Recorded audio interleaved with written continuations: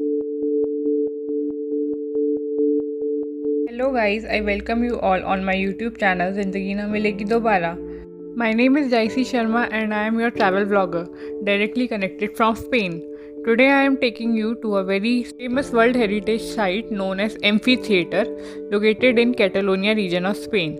Stay tuned with me till the end of this video to know the history, beauty and the stories of this place. For more such videos, please like, share and subscribe to my channel Zindagi Na Milegi Dobara. So let's begin. There is a sundial of Roman times, as you can see. So this clock tells us the time according to the shadow of the sun. I really like this Roman style stairs. It gives a feeling of royal castle.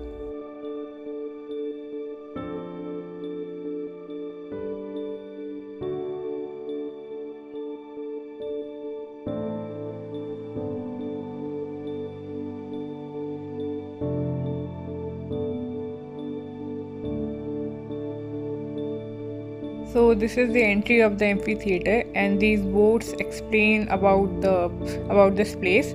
So let me give you some surround views of this place. This place is quite refreshing, and it is located at some height, and there's a lot of greenery because springs are approaching and the weather is also very soothing. So this is how actually the amphitheater looks from the top on a complete view, because it is huge. So I will be taking a shots in very few pieces, and if you can read these boards you can. So moving ahead, let's go straight to the amphitheater.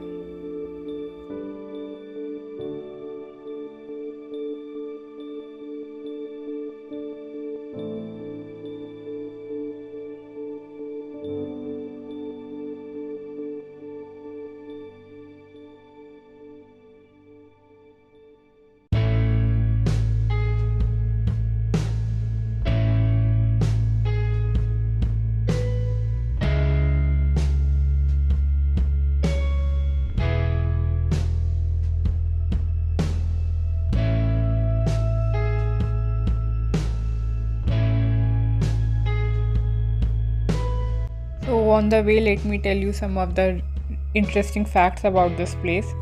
This amphitheater is a Roman amphitheater. It is located in the city of Tarragona in Catalonia region.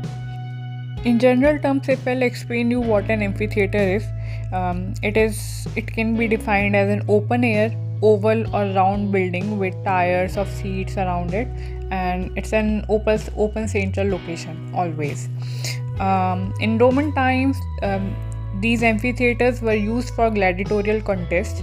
By gladiators, I mean they were big men who used to fight from one another, and there were sometimes, if there are slaves and somebody has captured some slaves or some bulls, then there were fights between slaves and bulls, or the gladiators and bulls, or the gladiators and slaves. So these were always only for the entertainment purposes, and these spaces were used like this only. In later times, when the gladiators contest ended, these places were used for the cultural fests, gatherings, plays and social events, and all the city used to enjoy it. Like they used to sit around the tires, and they used to do hooting or just shouting or then cheering them up. So these places were used like this. So I am already here, as you can see. But this amphitheater has something special and something different history. That's why it is cited by UNESCO. It is a World Heritage Site by UNESCO. So I'll also tell you the history of this place. Just focus on these holes, or I would say the windows on which I am showing you right now, because these places, like these holes, these has some special significance. These are not just holes or just rooms. Actually these are jails. Yes, you heard it right, these are Roman jails. And these Roman jails, also how they became jail, it also has a history. So let me begin it with that. So this place was built at the end of the first century AD and in the starting of second century AD. This place is spatially built below the walls and facing to the sea. As you can see, I have came to very bottom of the city. So actually, there was a king known as Elagabalus in 3rd century AD. His inscriptions are kept in the center of this place on a podium. So, what happened was exactly here 259. There was a king Valerian who was actually torturing, or I should say, persecuting the Christians. So what he did was, there was a bishop of the city named as Fructose.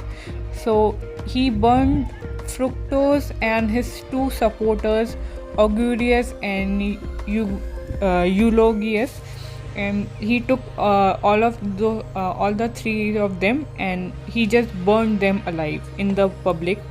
And then thereafter many years, when Christianity became official religion of this empire, so by that time amphitheater actually lost its original function, which I just told you, that there used to be a gladiator fights and everything. So all of these things just vanished. And in the later years, uh, actually 3 amphitheater building stones were taken and they were used to build a basilica to in the remembrance of those 3 martyrs, the 3 people who were burned alive. And in the center of this tomb, in the center of this place, the tombs were excavated and the remainings were put in the church, and here itself a church was built on their tomb. Then another thing happened. After many years, Mughal Empire came in, and the first thing what they did is they just trashed all the church and all the pieces, and they just completely destructed the church from its place. So this demolition actually took place in the 12th century. So in 1576, this place again formed a trinity. From that trinity, completely convent rule came in, and then from that year till the 17th to 18th century, this place became actually a place or a house for prisoners. So all these halls that I was actually showing you were the places in which the slaves and the prisoners were kept. And what these slaves or prisoners used to do is, like, they were kept specially to build the port area of this place. And as you can see, I will go to show you the surroundings of this place, which port I am talking about. So let's go. So this is the top view of this whole place, this amphitheater. So this amphitheater could house up to 15,000 spectators and measured 130 by 102 meters in dimensions. And the Spanish government declared it as their monument in the year of 1924, and later UNESCO declared it as World Heritage Site in the year of 2000. So this place has its official name as Amphitheater, Basilica and Romanesque Church. And as you can see the beautiful view around, there's the seaport which I was talking about, that the prisoners has to build this complete port, and the surroundings are very, very beautiful. Just have a look at these stones, how old they look, and if you can see there's this railway track going beside this place with a seaport. It's a beautiful place to roam around. And just for your information, if any tourist is coming here to visit this place, then the ticket is for €5. Yeah, the €5. And if you have anything special, like if you are Spanish citizen, Spanish citizen or a student, then the ticket is even for more less.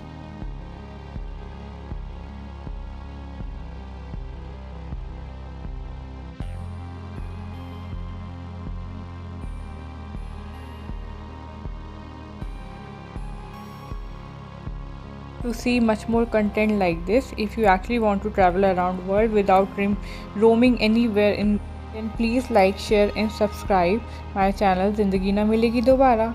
And stay happy, stay blessed. See you in my next vlog. Tata, bye bye.